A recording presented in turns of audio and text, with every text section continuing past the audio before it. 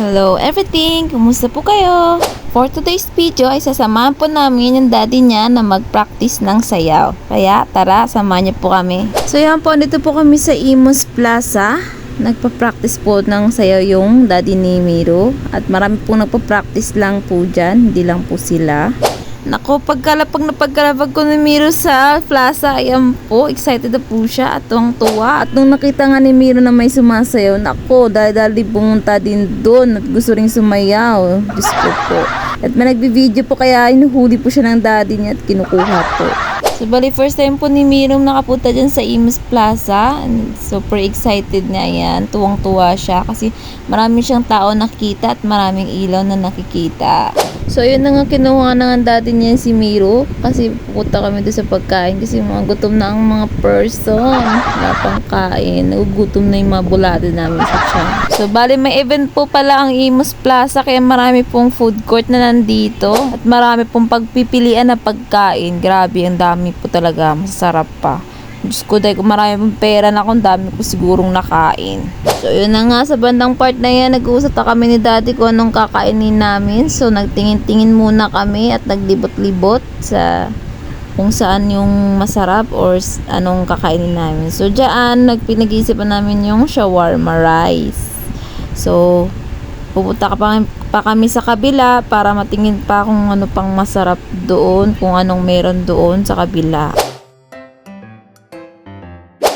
So, yun na, kung mahilig ka sa milk tea or kape, meron din po dito. At mga buko pandan, milkshake, ayan po, marami po dito. Meron din mga street food, kung ano pang makikita mo dito, ang dami-dami.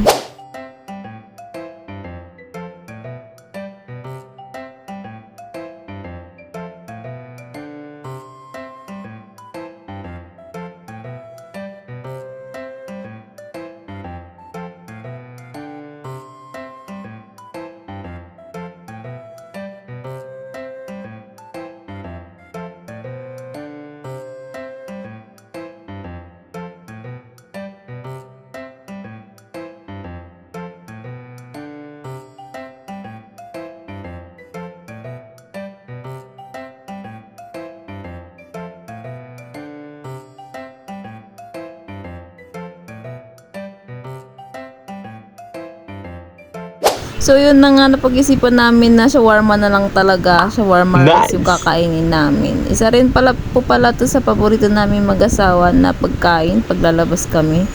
Wala talagang pangalawang isip na yan ang kakainin namin. So, diba, ang sarap-sarap ng shawarma. Ang shawarma rice po is nasa halagang 80 pesos lang po siya, diba? Swakto na. At buko pandan po yung naisip namin soft drinks or drinks kasi yun po yun yung paborito ko. Ayan. Kaya kung malapit ka dito sa Imus, Cavite, ayan, pumunta ka na rito kasi nakakatakam yung mga pagkain nila. Oh my God. So, yun na nga, back to reality. Tapos tayo kumain. So, back to habulan na naman tayo kay Miro Ching. At nabusog po tayo. So, magpapagod po tayo para magutom ulit. O, diba? So, yun na nga, sa part na po dyan is nagagalit po si Miro sa akin. Grabe. O, diba? Narinig niyo po yung boses niya. Di po kasi siya makababa dyan. So, nag-start na po sa practice yung daddy niya. So, ayan po yung sayaw nila. Tila sinisama siya, di na lulumang. Nachinga man, nachinga, chinga, reganya. Tatara, chinga, latuche. Oh, mala. Ginagawa mo, girl. Sorry, pimimute ko kasi alam niyo na.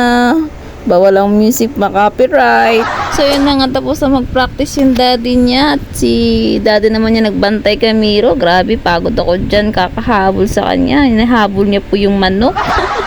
Tuwang-tuwa po ang Miro Ching.